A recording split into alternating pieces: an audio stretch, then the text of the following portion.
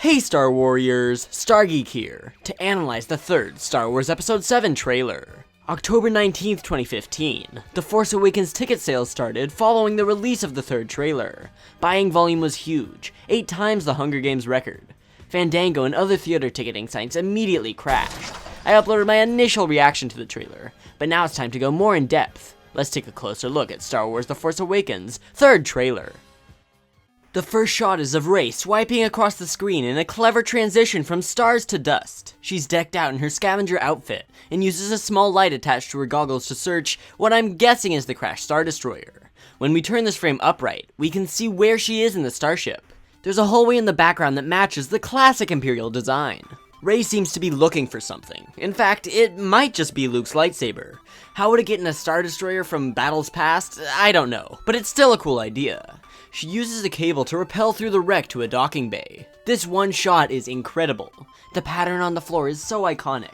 Little Easter eggs are hidden all throughout the frame, like a broken crane claw, crates and boxes, and many classic TIE fighters sunken into the sand. For some reason, this whole sequence reminds me a lot of the opening to Guardians of the Galaxy. Not only do the masks look somewhat similar, but the imagery of searching their way through dark-lit places from generations past seem very similar, in a good way. This is a very simple, but striking shot of Rey and BB-8 moving towards the sand dunes of Jakku. There already seems to be a tight bond between the two, so Rey has probably gained the trust of the astromech droid and vice versa. The dialogue spoken here is by Lupita Nyong'o, aka Maz Kanata, and Daisy Ridley as Rey. Who are you?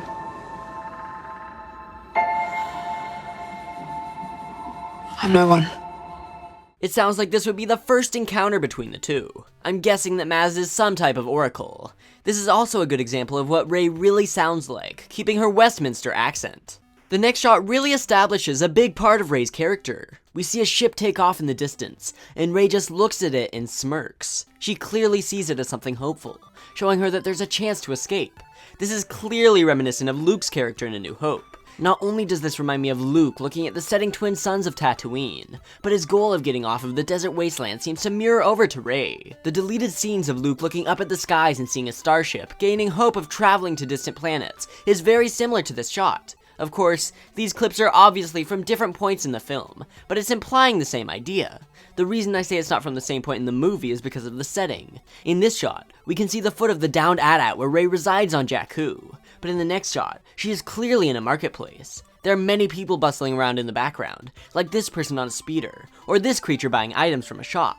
My guess is that Rey is working a low-paying, part-time job here when she isn't scavenging crashed Star Destroyers. It looks like she is wearing some awesome leather gloves, working on some type of oil-dripping machinery, very similar to past members of the Skywalker family, maybe hinting that she is part of the same kin. This shot gives us another look at Starkiller Base, extremely similar to the one that we got in the second trailer. Since I've already covered this, I won't go too in-depth, but it's interesting to hear the very, very faint sound of General Hux. Finn removing his bloodied helmet is also similar to the shot in the Celebration teaser. The location of the handprint is the same. This is probably on the new Star Destroyer moments before Finn decides to flee. While escaping the First Order starship, he is shot down and pummels to the surface of Jakku in a presumably stolen, but awesome looking red and black TIE fighter. The explosion that hit Finn looked like it trailed right from the Star Destroyer. I love this shot of Finn looking over the Jakku market, holding on to Poe Dameron's jacket. It definitely shows how barren this planet really is. I was raised to do one thing. But I've got nothing to fight for. The voiceover on these clips practically proves the theory of Finn once being a stormtrooper and then having some event change his opinion on what he's known his whole life. The shot of the new Star Destroyer bridge is stunning, with Kylo Ren mirroring Darth Vader in The Empire Strikes Back. It actually looks like they're starting to implement more female officers, which is pretty cool. I'm guessing the red light in the background is the new super weapon, destroying a village or forest. There's a shadowy silhouette in the foreground of the blast, which looks like a cross between Cloud City and the Seattle Space Needle. Kylo Ren looks pretty cool with the battle-damaged helmet, but he isn't quite the same without his hood.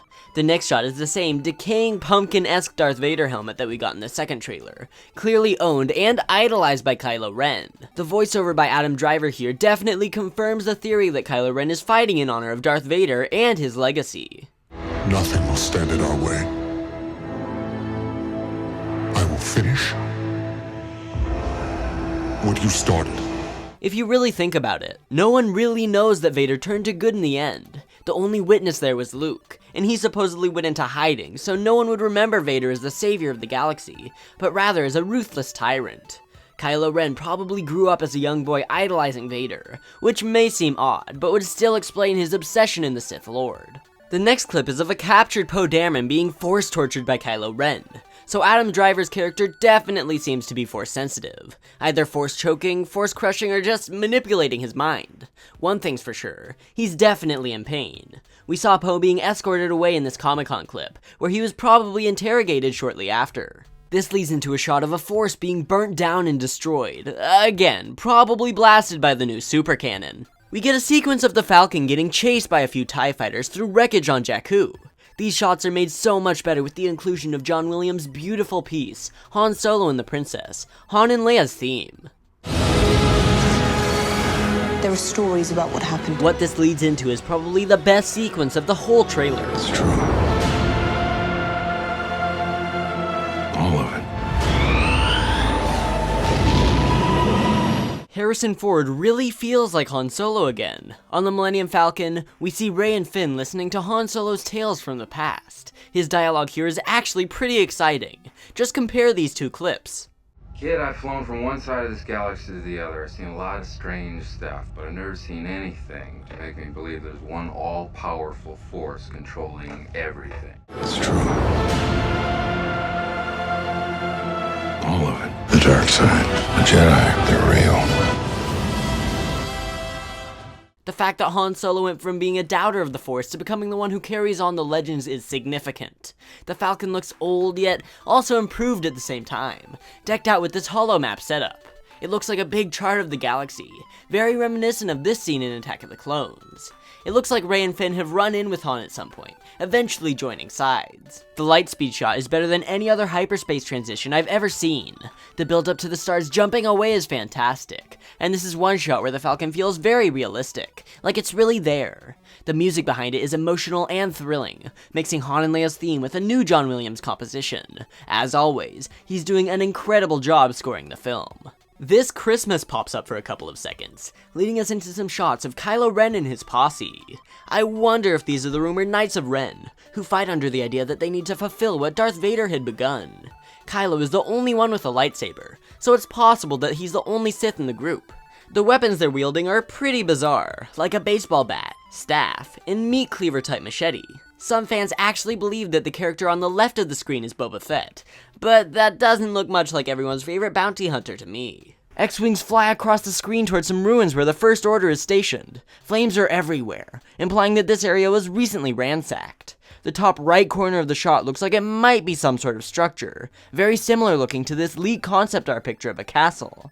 The fortress is right by the water like in the trailer, and is being visited by some of our old friends. I'm guessing that this is where we meet Maz Kanata, and all the other odd aliens and creatures seen in the past photos and videos. TIE fighters and X-Wings speed around, battling everywhere. Ships are blowing up left and right in what looks to be one of the most exciting mini-battles we've seen yet. In this clip, Poe disembarks from his X-Wing at the Resistance base and heads towards Finn. The looks they give each other convey conflict. Poe quite aggressive, and Finn following with a look of disdain. The glare from the X-Wing pilot bumping into the trooper and aggressively putting his elbow up suggests that these two don't get along very well. Maybe Finn was one of the troopers who locked Poe up, or maybe Oscar Isaac just really doesn't like John Boyega wearing his jacket. Poe seems to be heading towards the main base where Princess Leia is probably stationed, while Finn is heading off to the Falcon. In the background, we see many radar dishes, troops, aliens, X-Wings, and even one of the new droids, PZ-4CO. This base is clearly in the same general area as Maz Kanata's castle, with the same mountains and grassy plains in the background. This incredible shot of an X-Wing swooping down and destroying a TIE fighter gives us a great aerial view of the castle. I have to admit, when I first saw this clip, I thought it looked very video gamey, but after rewatching it a couple times, I like it much more. The fighters look great, and the water is fantastic, whether it's real or CGI.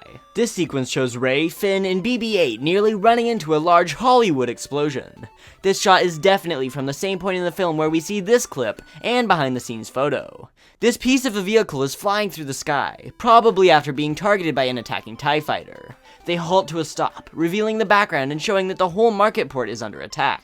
This next shot is one of the most interesting in the whole trailer. An awesome looking fortress decked out with flags from all over the galaxy is getting a visit from the gang. In the foreground, we can see this old, decrepit red robot. It definitely fits right into the Star Wars universe, with humanoid hands, offset photoreceptors, and a rusty red hull. Closer to the door of the fort are some more Seattle Space Needle replicas. The flags up top are incredibly interesting, and really caught my eye when I first saw them. There are many different logos and designs, with the most talked about being the Mandalorian symbol front and center, Boba Fett's preferred sign when hunting down his bounties. This is actually known as a mythosaur skull. It's joined by other recognizable symbols, like the Boba Wheat symbol, the pod racing flags of Aldar Beto, Sebulba, Ark Roos, Anakin Skywalker, Team Topagales, and Mahonic, as well as Zero the Hutt's tattoo, the Onaka gang symbol, and possibly Sabine's helmet, and the flag of Tatooine. Han Solo actually seems to be leading Finn, Rey, and BB-8, whose antenna is a lot flimsier than I would have guessed, towards this fortress, which means he probably has been here before. At first, I thought for sure that this is where Han Solo has lived since the disappearance of Luke. There's even a theory that he hired Boba Fett to hunt for the Jedi Knight, which would explain the Mando logo. But I'm now convinced that this is the entrance to Maz Kanata's castle. I have a feeling that this will be a big setting in The Force Awakens. The amount of pod racing flags might tell us that Maz was once a pod racer, but it's just a theory. Finn actually has that big clunky blaster that we've seen before on posters. I could go on and on about these few frames for a very long time, but I want to keep this moving along. I've already talked about this shot in a past analysis, so I won't delve into it, but this does look like this was the only shot of Luke that we got in the whole trailer. R2 only gets these few frames as well, and 3PO didn't even make the cut. We seem to be made to suffer. It's our lot in life. Oh boy, talking about this trailer in such detail is starting to wear me out, and I'm sure you need a break as well. How about I go and collect my thoughts during this intermission? Go grab some blue milk and bantha meat and just click on the screen or the link in the description to continue this review when you're ready. I'll be right back.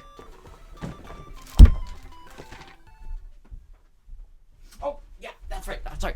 Until we meet again in hopefully a couple minutes, this has been Star Geek.